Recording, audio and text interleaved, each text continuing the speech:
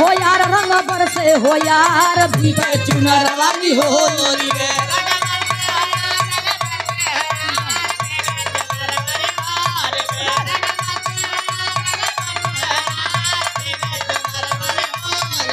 अरे भीगे चुनर वाली होली में अरे भीगे चुनर वाली होली में रंग बरसे हो यार रंग बरसे हो यार भीगे चुनर वाली होली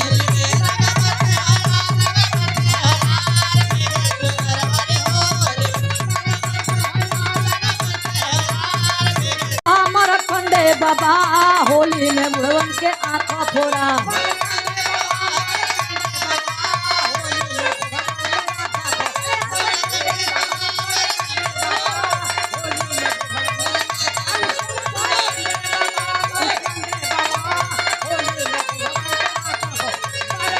मरखंडे बाबा होली में बुढ़वा लवंडे बाबा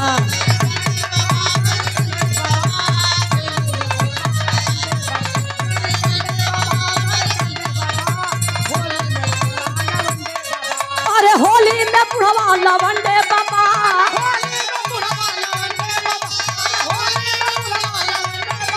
अरे होली में बुढ़वा लवंडे बाबा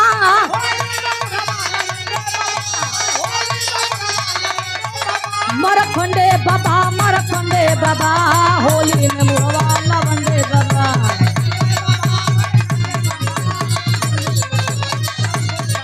मरखंडे बाबा होली में बुढ़वन का आंखा फोड़ा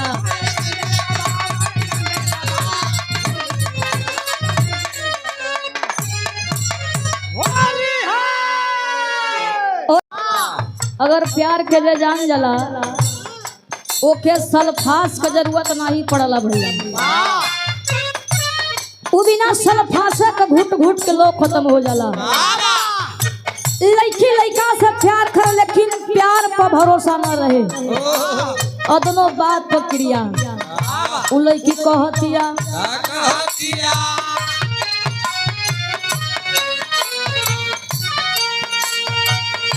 हो काहे क्रिया धरा लोटवान के तरे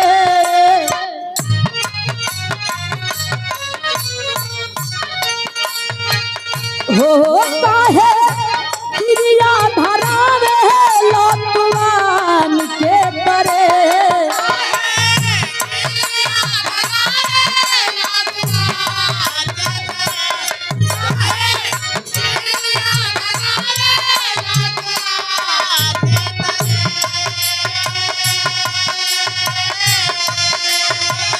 हो काहे क्रिया धरा लोटवान के करे तोहके करी में राखी ले करावा के करे तोहके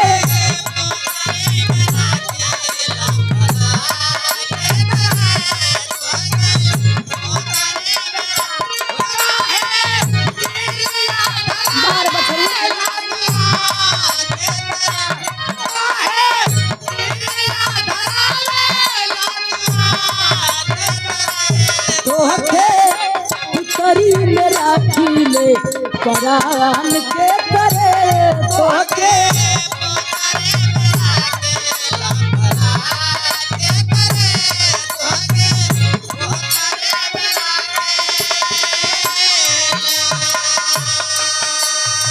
ई देखा ई गीत रहली आप लोगन के मनोरंजन खातिर गा देली लेकिन ए गीतिया राजनेश्वर परमहंस स्वामी गड़गड़ानंद महाराज जी के दरबार में जाकर के विनती करत बा निवेदन करत बा अपन दिल का बात कहे का कहे मास्टर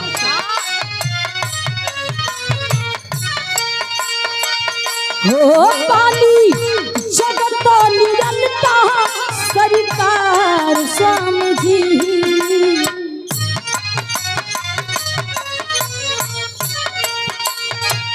हो पानी जगत नियंता सरकार स्वामी जी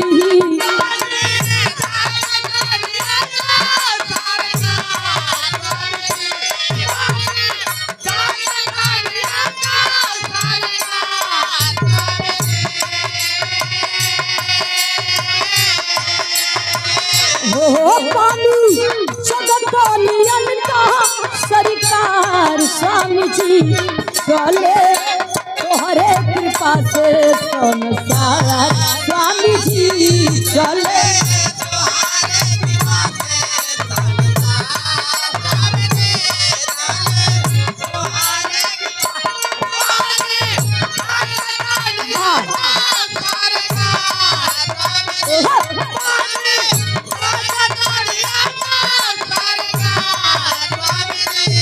चले तोहरे कृपा से संसार स्वामी जी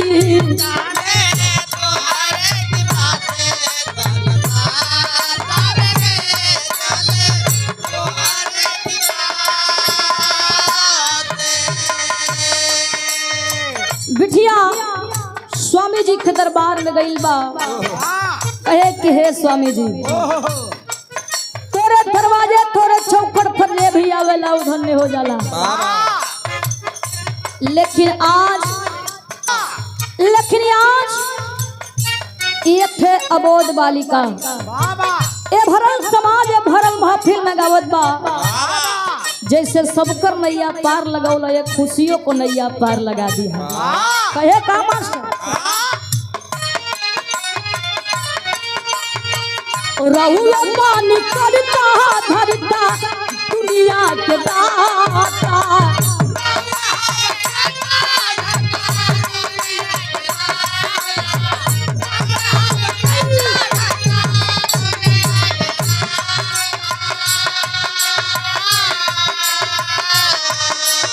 अरे बिना तोरे महाराज के हिल नए को पाता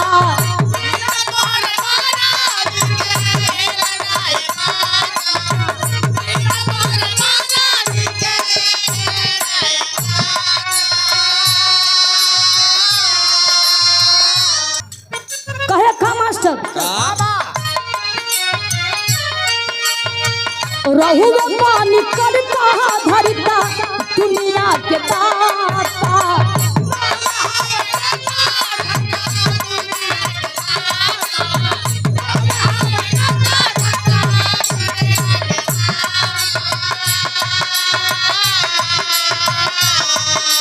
अरे बिना तोरे महाराज के हिल नए को पाता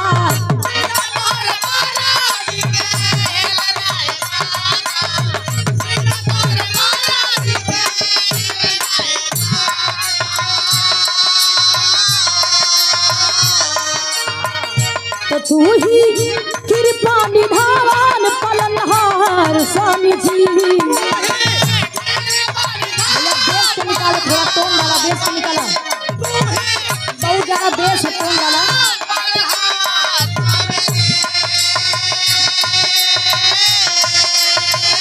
तो तू ही कृपा निधान पलनहार स्वामी जी चले तोहरे कृपा से संसार स्वामी जी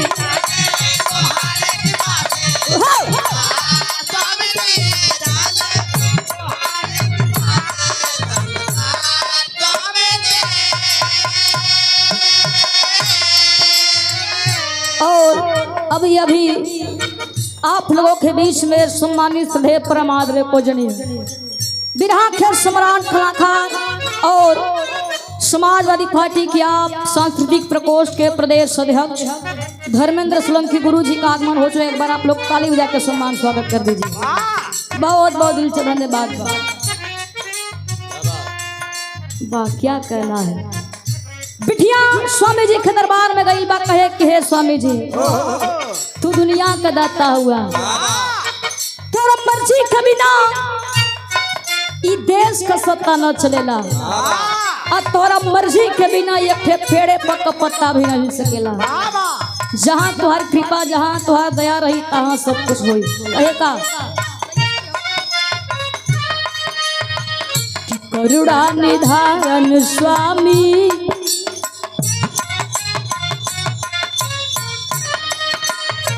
कि करुणा निधान स्वामी जगत के दाता हई।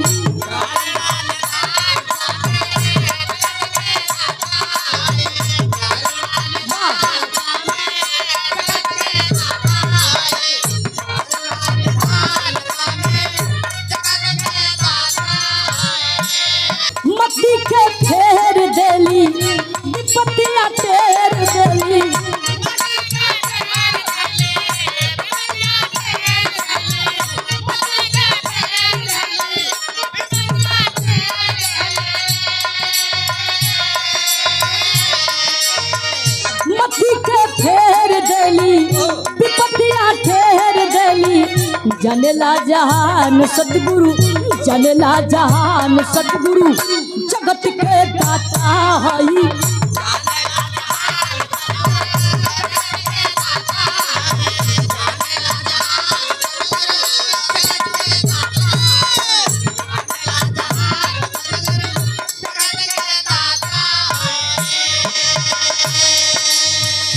ई देखा मास्टर, ई हो भजन।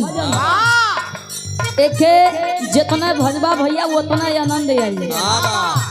चाहे के हम रात भर भजी, चाहे 2-4 रात भजी, चाहे जिंदगी भर भजी, ऐसे कबो मन नहीं भरला। यही से लास्ट लाइन में गुरु घराना का परिचय है। कैसे? जातु गुरु लवटनी भइले स्वर्गवा के वासी।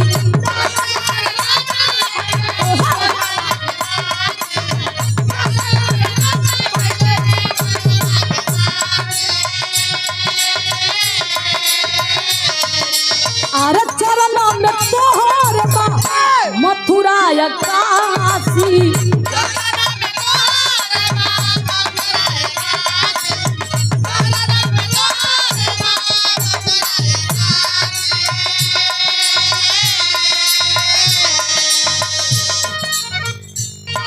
जातु गुरु लवटनी भइले स्वर्गवा के वासी।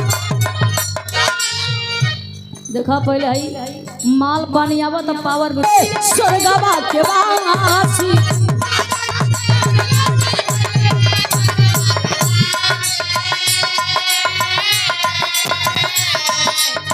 चरण में तोहर बा मथुरा या काशी।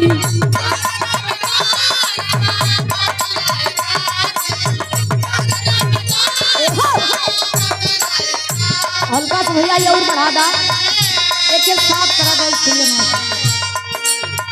तो तू ही खुशी ऋषिकेश के आधार स्वामी जी।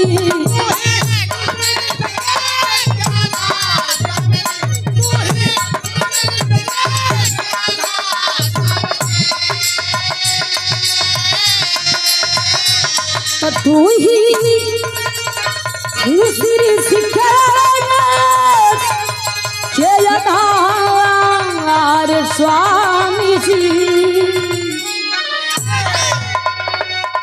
तो चले तोहरे कृपा से संसार स्वामी जी। चले तोहरे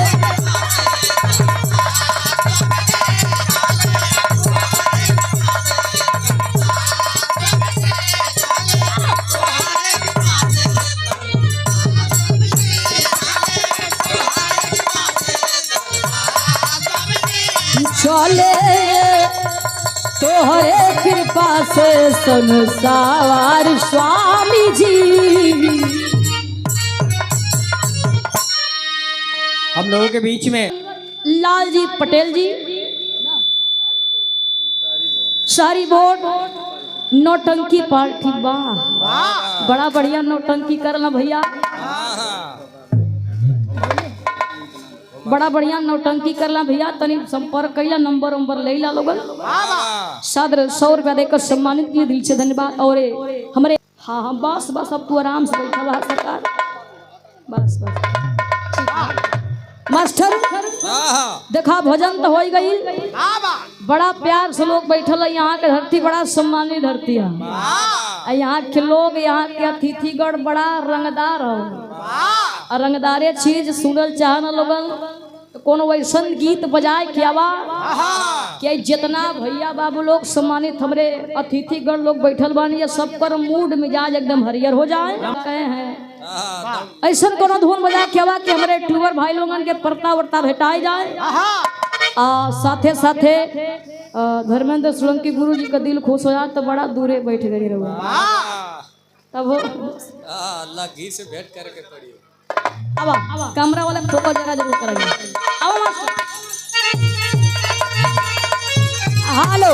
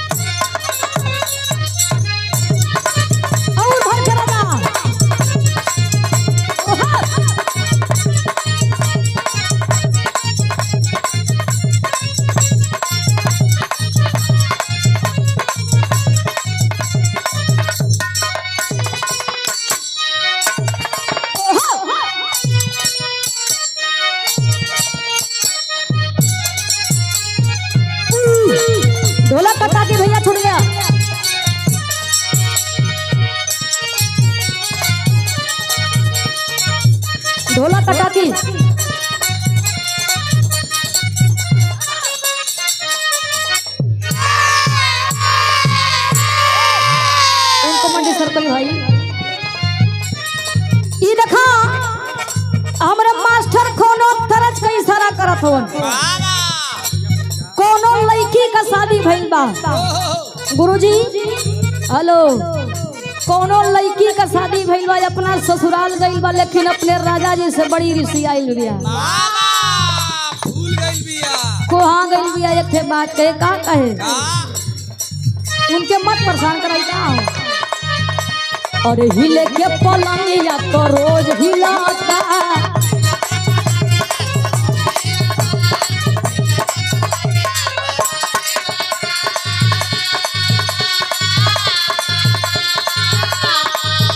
अरे बाकी ना भतार में उमा जमिलता।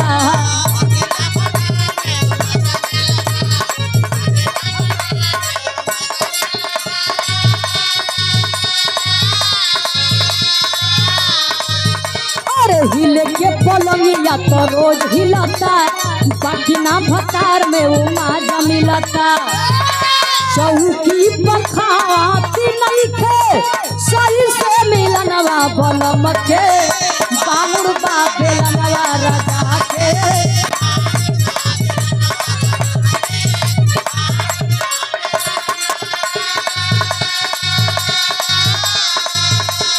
ए गुरुजी, बलम के बामुर बा बेलनवा, अरे तारा जाके बामुर बा बेलनवा सैया के।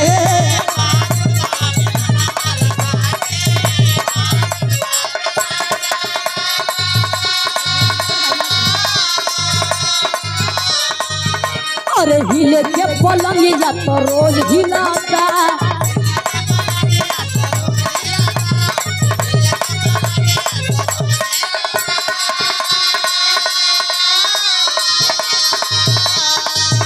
अरे बाकी ना भतार में उमा जमिलता।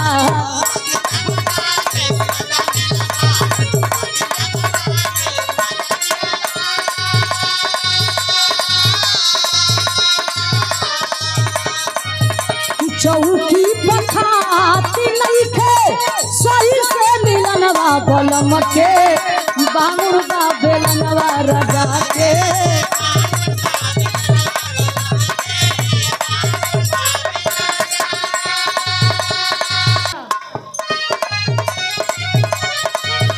अरे हिले के पलंगिया तो रोज हिलाता,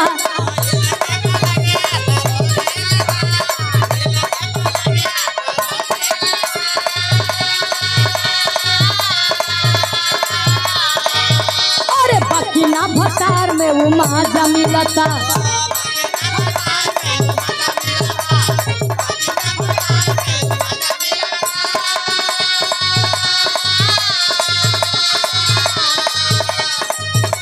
चौकी पखाती नहीं खे सही से मिलनवा बलम। देखा कोनो लड़की कोनो लड़का से बड़ा प्यार करे गुरुजी, उ लड़की उ लड़का खातिर बड़ी परेशान रहे। एक बात कहे का कहे, चुमीला फोटुआ रतिया में,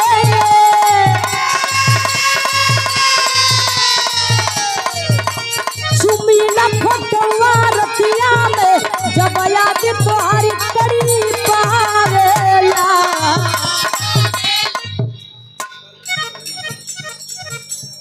और बड़े ही सम्मान के साथ प्रमोद लाल मास्टर साहब जी जो कि ग्राम पढ़नी से, और शीतलाल यादव जी ग्राम पढ़नी घरती से सादर 100 रुपया देकर सम्मानित मिली। बहुत बहुत दिल से धन्यवाद। कहे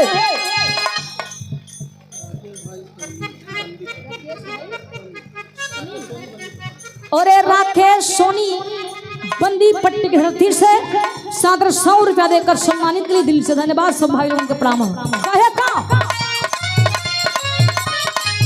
अरे चुमीला फोटुआ रतिया में, जब याद तोहारी करी पावेला।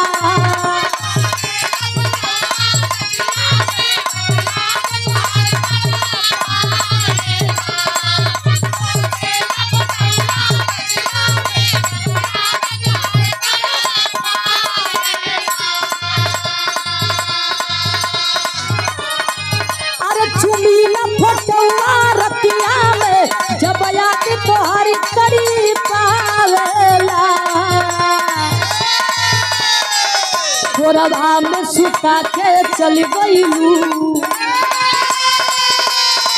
अरे कोरबा में सुता के चल गईलू, निदियो ना अकेले अबूरा वेला।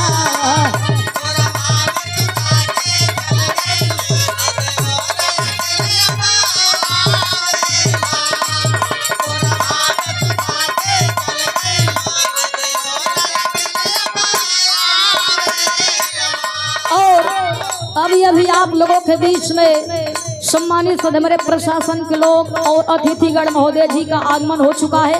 एक बार आप लोग ताली बजा के सम्मान स्वागत कर दीजिए। बहुत बहुत दिल से धन्यवाद। और अरे चढ़ के डोली बहुत बेस अरे चढ़ के डोली में तू निकल जाइबू, अरे चढ़ के डोली में तू निकल जाइबू, अरे पियावा के प्यार में बदल जाइबू।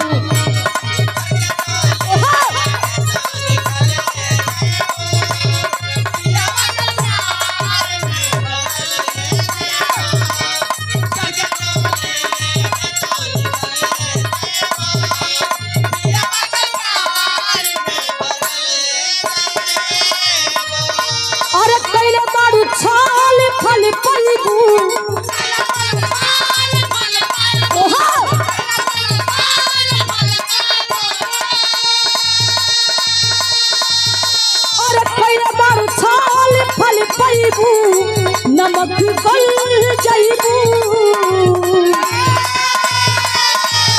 अरे चढ़ के डोली में तू निकल जाइबू, पियावा के प्यार में बदल जाइबू। हेलो बहुत बेस बोला मोटा बोला ओहो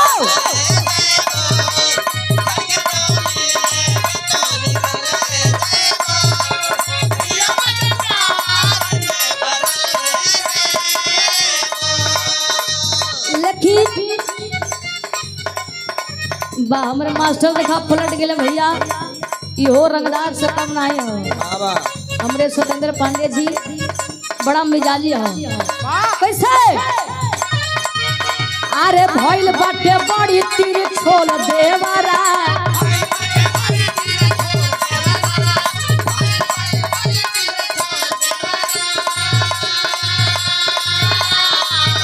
अरे भइल बाटे बड़ी तीर छोल देवरा, रोजा राती में पढ़ावे लो भूगोल देवरा।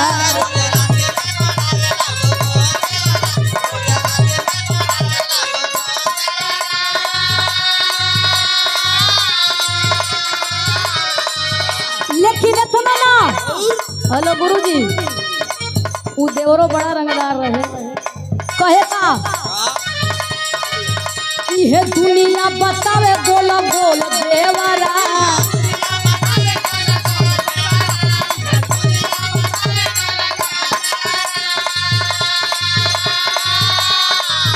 अरे दुनिया बतावे बोल बोल देवरा, रोजा राती में पढ़ावे लो भूगोल देवरा।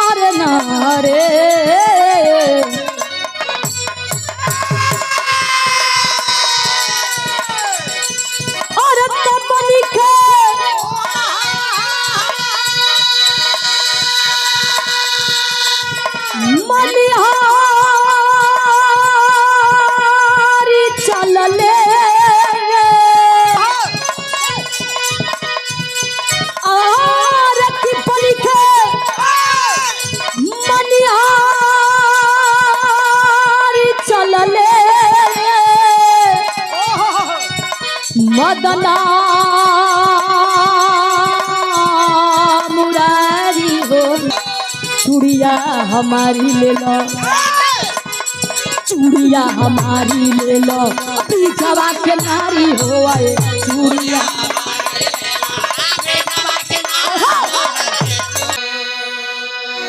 हेलो बहुत मोटा बोलत भैया, एक टोन करके का लेवल उठा दा।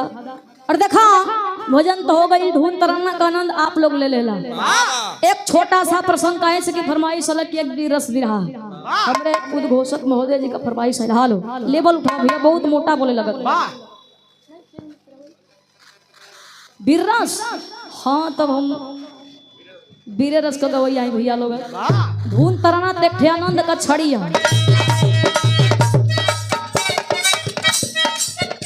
बढ़िया लो यूट्यूबर भाई, हम है जा रहे हैं आजकल बदमाश हो गई हो,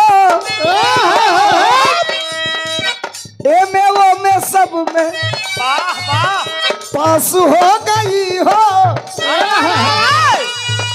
तब लड़किया कालस का हो, तब आइए ना चुमा लीजिए मेरे मौरत महोदय जी, हो मेरे मौरत महोदय जी, लब का उद्घाटन कीजिए मेरे मौरत महोदय, लब का उद्घाटन कीजिए मेरे मौरत महोदय जी, लब का उद्घाटन कीजिए।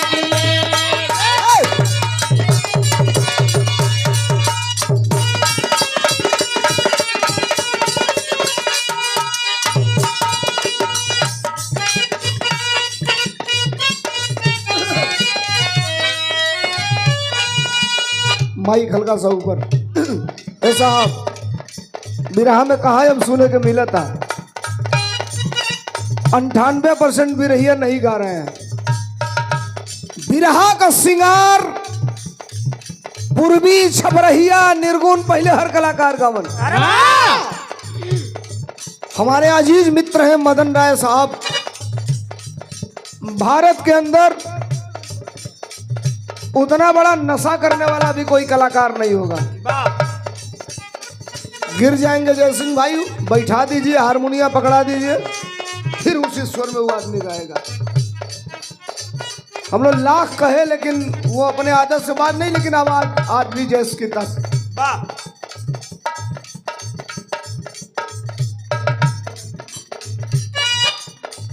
अरे यही पार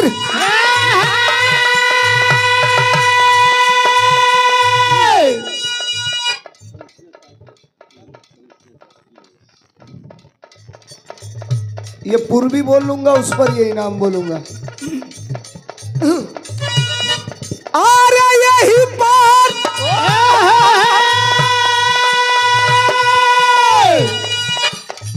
अरे हमारा मड़ैया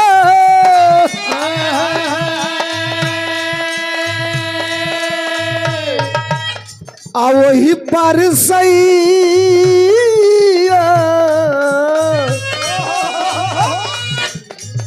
बाले हो राम। अरे यही बात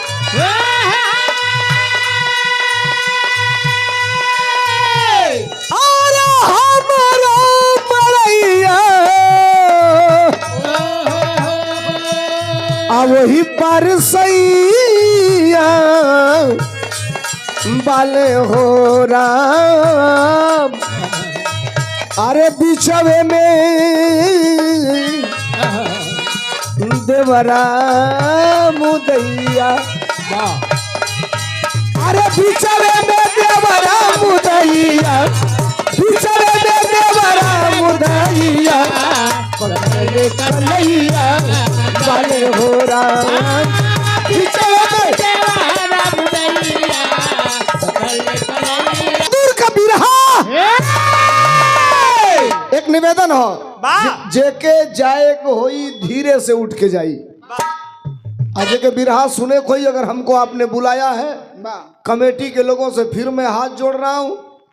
मैं 1 बजे खड़ा हुआ था, 2 बजने जा रहा है, 1 घंटा में मैंने अपना काम किया और आपसे इसमें स्वागत भी हुआ, वंदना भी हुआ, कई चीज हुआ। मेरा तो 30% हुआ। अब मान लीजिए 20% साहब ने भी गा लिया, वो हमारे में जोड़ा गई।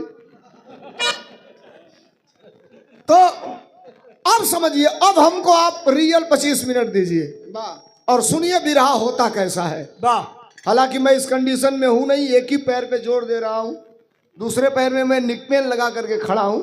लेकिन सुबह मुझे जाना है, इसलिए मैं ए भाई 2 बिरहा का मेहनत 1 के बिरहा में कह देते नहीं। बिरहा कमेटी के लोग हमके समय से छोड़ दियो लो ना तो बेइज्जत हो जाए। 350 किलोमीटर जाना है, 8 घंटा लगेगा जाने में। और दिन में होली है, आदरणीय शरद यादव जी के बेटे उसमें चीफ गेस्ट हैं, वही मुझे जाना है वहाँ शेर घाटी बिहार। ये 5000 रुपयों का पुरस्कार मिला है आदरणीय कमिश्नर साहब के तरफ से। एक बार उठाइए दोनों हाथ और जोरदार तालियां बजा करके स्वागत करिए आदरणीय कमिश्नर साहब का। और ये हम लोगों के रिश्तेदार हैं आदरणीय कैलाश यादव जी, नेताजी के तरफ से ये 2100 रुपयों का पुरस्कार। एक बार तालियां बजा करके स्वागत करिए। हमें लेकर यहां तक आए 100 रुपया का पुरस्कार बा पंधारी सिंह यादव एडवोकेट जगदीशपुर, आपके तरफ से नमस्कार बा। ये आशुतोष यादव जी एसीपी साहब, अंगद का फोन आया था, लगातार मैसेज पे मैसेज आ रहा था कि एसपी साहब से मिल भी लीजिएगा। ये 1000 रुपया दे के सम्मान की एक बार तालियां बजा के स्वागत करिए। ऐसा आप रोज आप बिरहा सुनते हैं, बिरहा सुनने वाले सुनिए मेरी बात, मत दीजिएगा 1 रुपया मत दीजिएगा। उधर पैसा आ रहा था तो आप लोग हल्ला कर रहे थे, हमारी में आई तो बुझेबे ना करी कब हम नाव बोल दे नहीं आई तो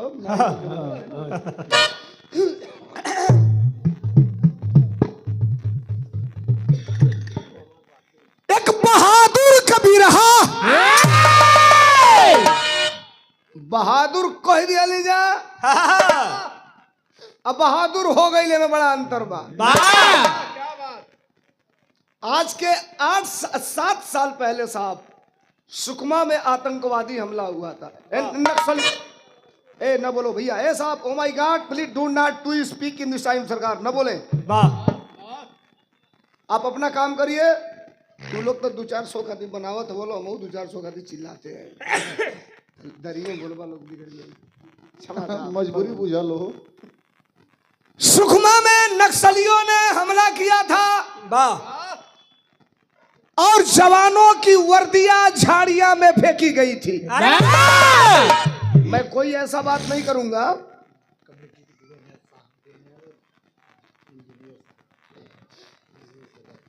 तो हमने का पैसा तो दे ही दिया लोग का लगल बा। ये रुपए से नहीं तोला जा सकता। आदरणीय कमिश्नर साहब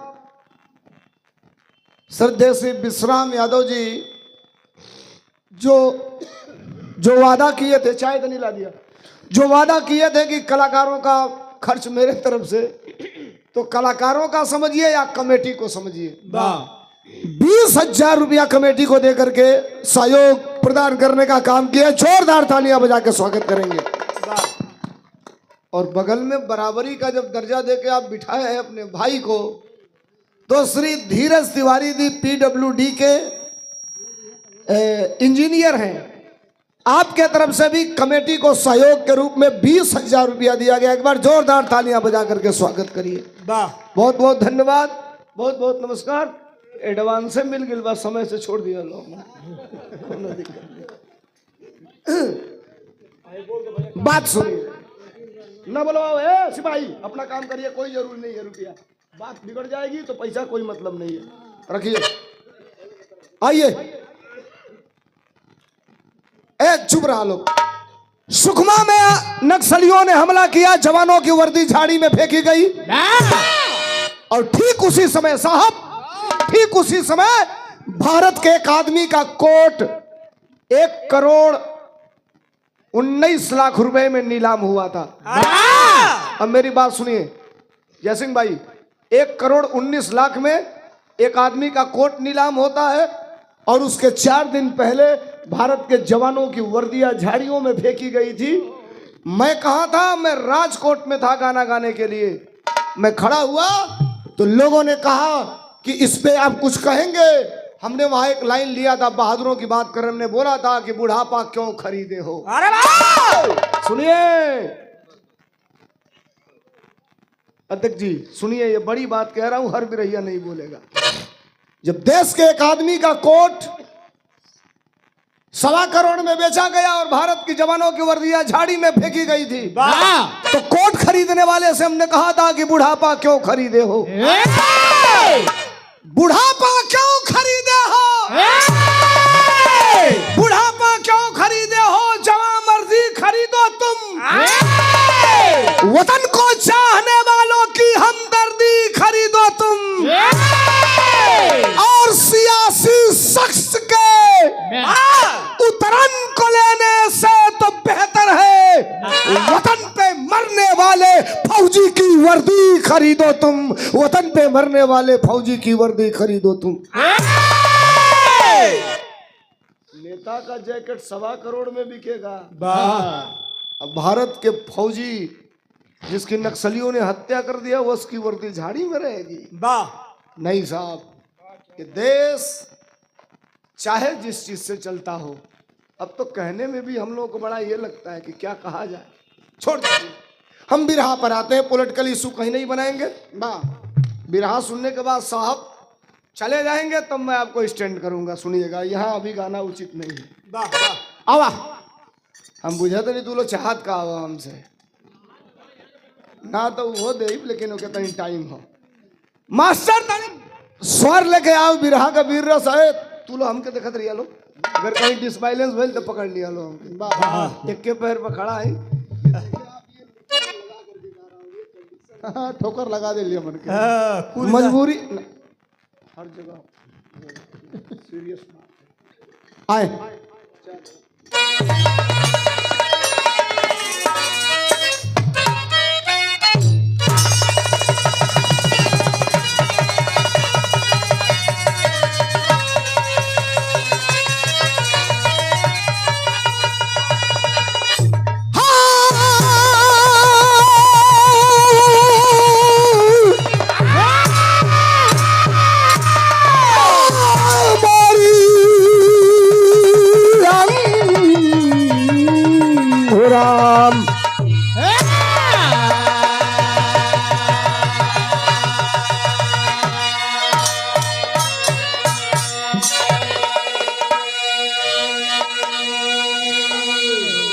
एक निवेदन कर रहा हूं कलाकार के लिए, रुपया बड़ी बात नहीं होती। रोज 10-20 हजार 50 हजार पॉकेट में आता है रोज। मेरी बात समझ में नहीं आएगी तो सारा रुपया पैसा और गाना बजाना व्यर्थ हो जाएगा। मैं प्रयास करूंगा कि आप ये ना कहें कि सोलंकिया ज्यादा टाइम ले लिया या सोलंकिया बिना मतलब का घुमा रहा है। नहीं, ये कहने का मौका ही आपको नहीं दूंगा। और सुनिए, रियल बिरहा, जिसको आप जानते ना हो वो बिरहा नहीं, जिसको आप जानते होंगे वो बिरहा सुनाने चल रहा हूं। लेकिन मर्दों वाली बात है तो एक बहादुर के लिए, एक फौजी के लिए कवि ने भूमिका लिखा है। भारत के अंदर जब बिरहा की बात होती है तो सबका दौर आता है साहब। साहब ने कहा कभी रामदेव का जमाना था, कभी बुल्लू का जमाना था, कभी हीरा का जमाना था, कभी विश्वनाथ का जमाना था, कभी बेचन राजभर का जमाना था, कभी लालजी लहरी का जमाना था, कभी हैदर अली का जमाना था। इसी धरती पर कभी राम कैलाश यादव का जमाना था। कहेंगे तो लोग कहेंगे कि ये बहक रहा है। अरे वाह, आज यूथ का जमाना है। यूथ में आज धर्मेंद्र सोलंकी का जमाना है और गया कवि का जमाना है। सुनिए, लिखा है धर्मेंद्र सोलंकी के लिए गया कवि ने क्या लिखा मास्टर?